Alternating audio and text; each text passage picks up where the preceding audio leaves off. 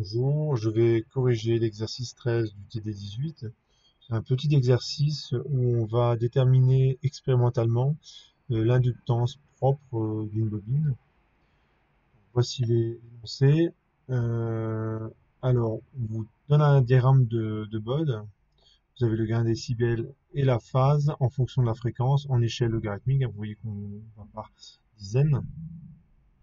Et à partir de ce relevé, il faut en déduire l'inductance L de la bobine. Le circuit qu'on étudie est un circuit RL, hein, donc c'est une résistance puis une bobine, et la résistance vaut 1 kilo. Donc allons-y.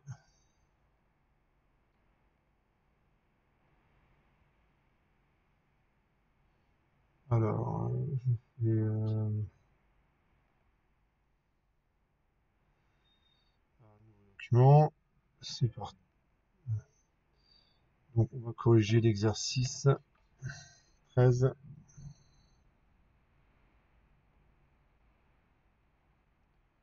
Des 18. Donc c'est un exercice qui est très facile en fait, hein. Enfin très facile. On va dire que c'est très très proche du cours. C'est en ce terme-là qu'il est très facile. C'est que vous devez être vraiment à l'aise avec ce genre d'exercice.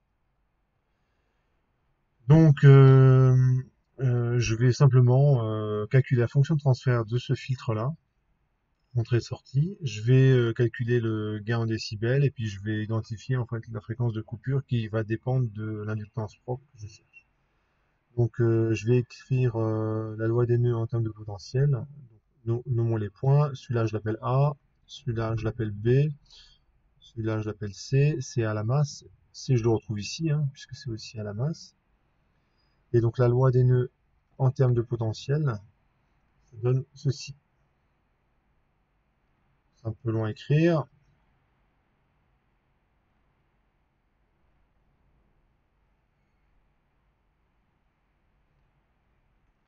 Donc, c'est VB moins VA sur R plus VB moins V2C sur JL oméga. Et ça fait 0. Alors, on aurait aussi pu utiliser le pont diviseur de tension. On peut aussi utiliser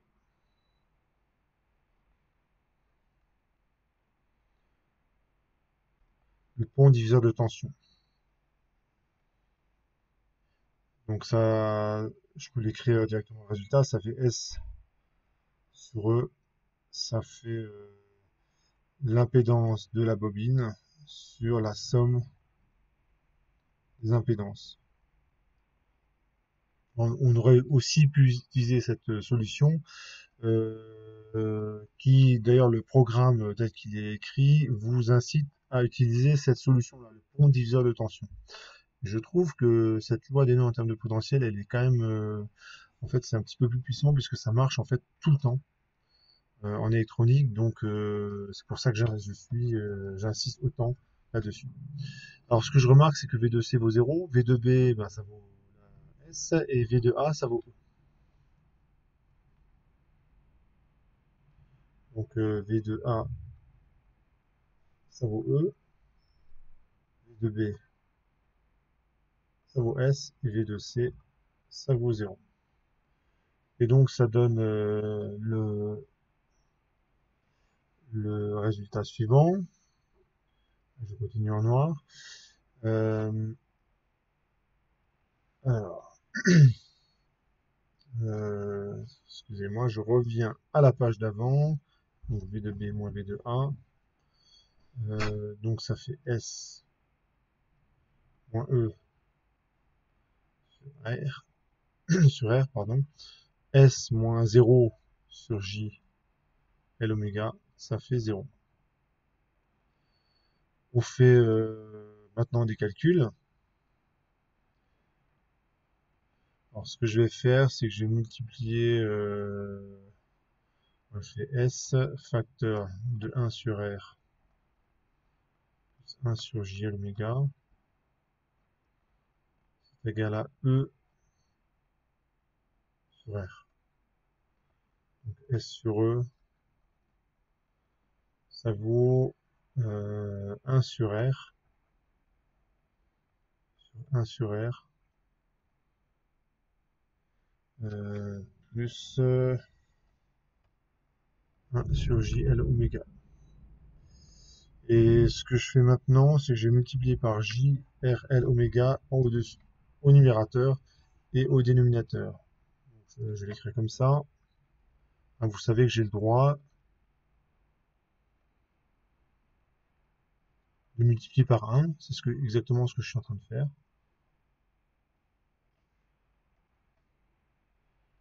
Et quand 1 sur R fois JRL oméga, ça fait JL oméga sur R plus JL oméga. Donc c'est exactement le pont diviseur de tension en fait. Dans ce cas-ci, c'est vrai que le pont diviseur de tension, c'est un petit peu plus rapide, c'est vrai. Et donc la fonction de transfert, ça vaut JL oméga. Alors je vais mettre JL oméga sur R, 1 plus JL oméga sur R, et je vais poser oméga 0 égale R sur L.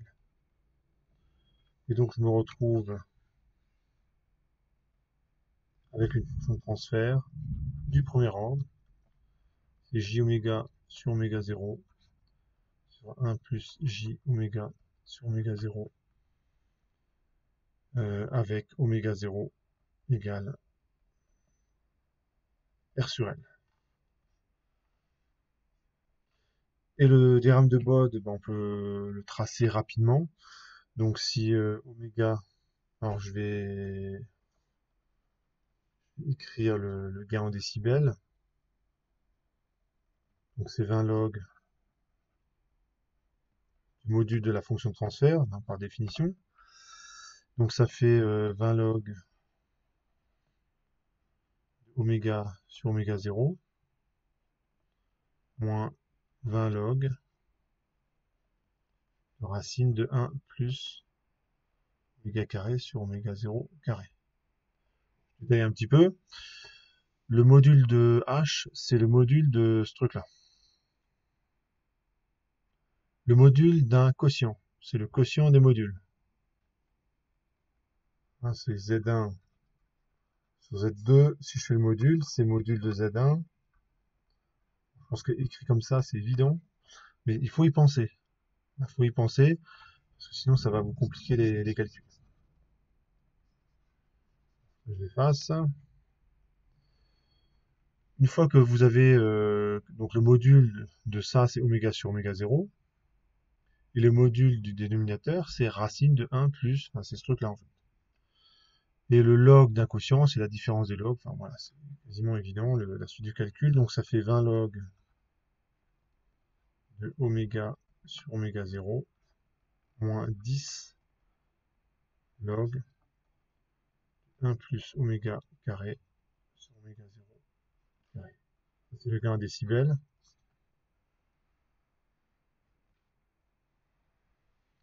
La phase, c'est l'argument de ce truc-là. Donc c'est J oméga sur oméga 0 moins l'argument. Là, j'utilise directement le fait que l'argument d'un quotient, c'est la différence des arguments. Comme ça, argument de Z1 sur Z2, c'est égal à l'argument de Z1 moins l'argument de Z2. J'utilise ce résultat-là. J'efface, je garde l'essentiel sur le document. Donc ça fait 20 1 plus J oméga sur oméga 0. Et l'argument de ce truc-là, comme c'est un imaginaire pur, et qu'oméga est positif, donc c'est pi sur 2. Et l'argument de ce truc-là, c'est moins arc tangente d'oméga sur oméga 0.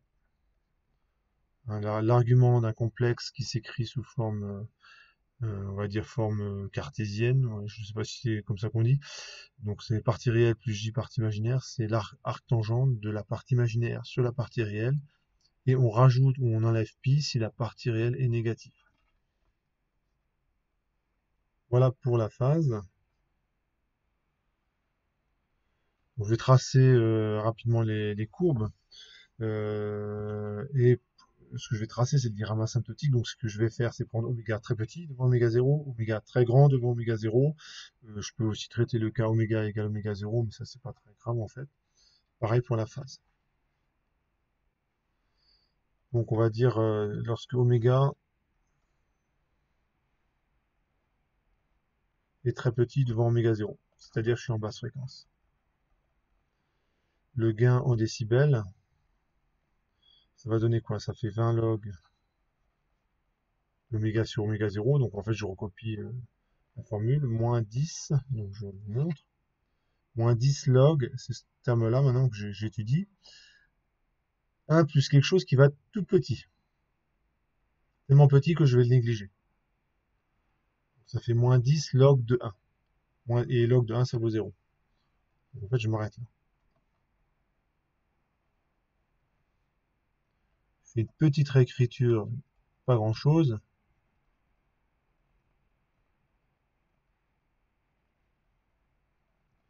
Et sur un diagramme,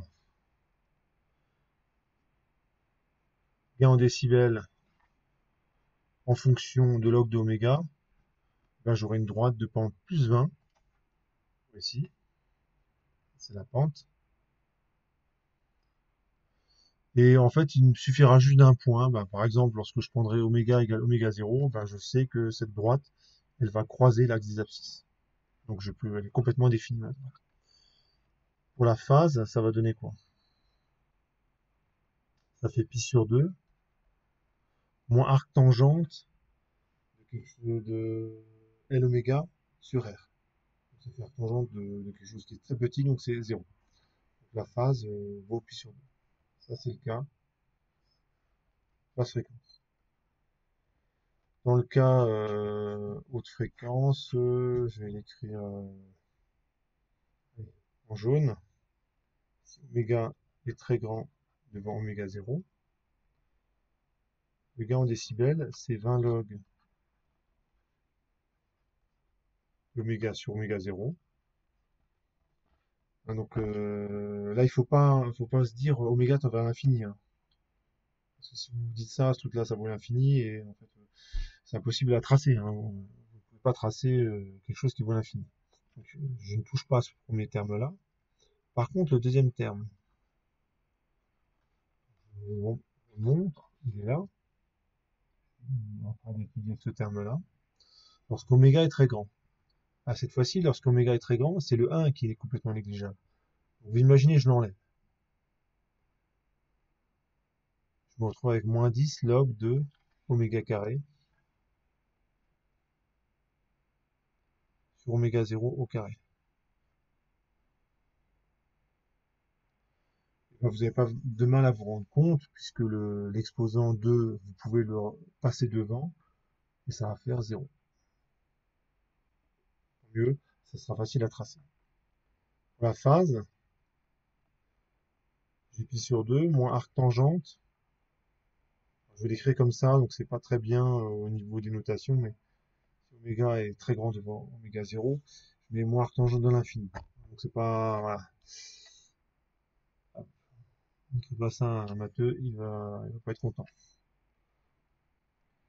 Moins et arc tangente de l'infini, c'est justement pi sur 2.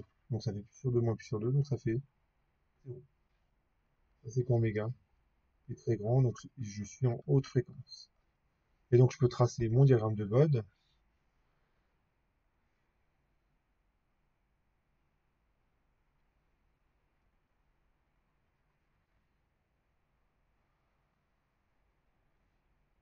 Ici je mets oméga 0,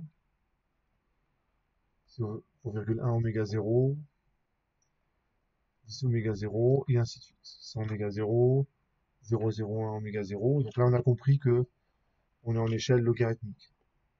J'ai bien le log de oméga en abscisse, j'ai bien le gain en décibels, et je trace le diagramme de Bode asymptotique, donc je sais déjà que j'ai une droite ici.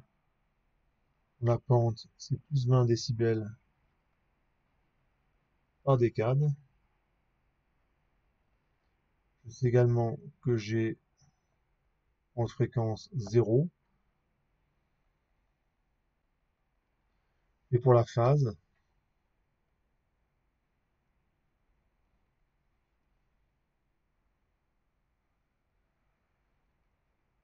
oméga, oméga 0, c'est en dessous. Je me rends compte que j'ai oublié de graduer. Ici, on doit être à moins 20 à peu près. À 20 décibels, hein, c'est ça. Pour, ça correspond à bien à une pente de 20 décibels par décade. Et ici, je vais graduer l'axe des ordonnées. Donc, j'ai pi sur 2 et 0. Le diagramme asymptotique, il est comme ça. Ça fait pi sur 2, 0.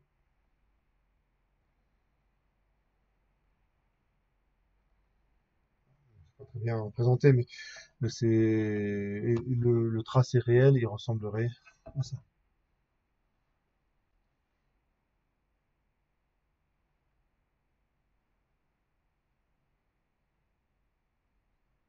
On redit un petit peu. On pourrait calculer, on a moins 3 décibels exactement à la fréquence de coupure qui est oméga 0. Et le tracé pour la phase, il ressemblerait à ça. Parce qu'oméga égale oméga 0, on pourrait remarquer que ça vaut exactement pi sur 4. Donc ça fait un tracé qui ressemblerait à ça. Je vais finir la graduation.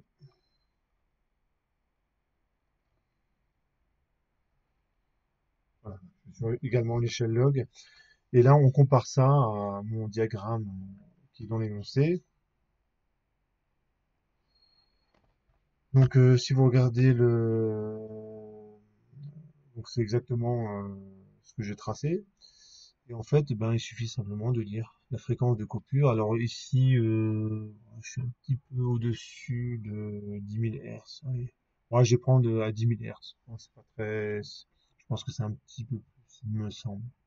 Allez, disons 10 000 Hz pour la fréquence de coupure.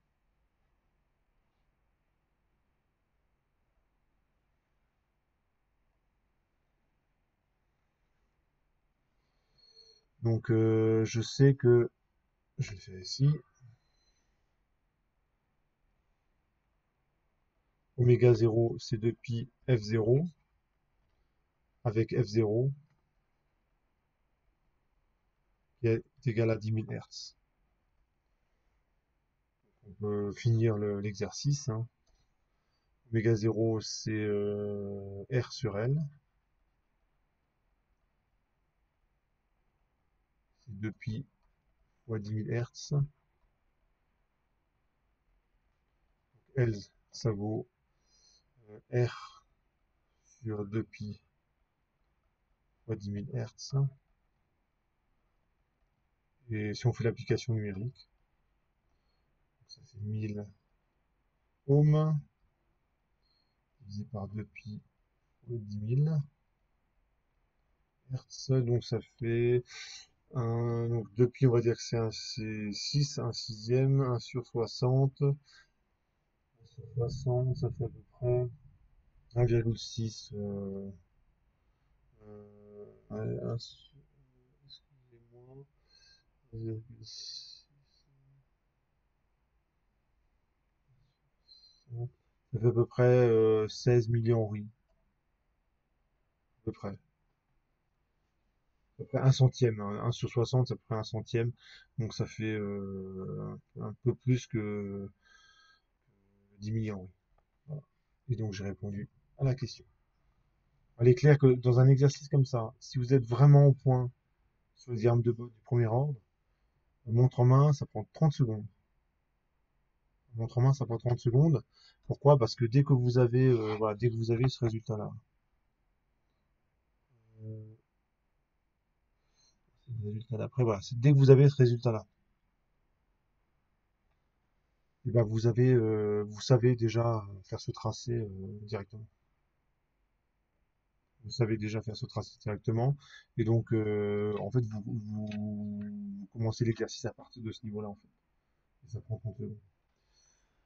Voilà pour cet exercice-là, et voilà.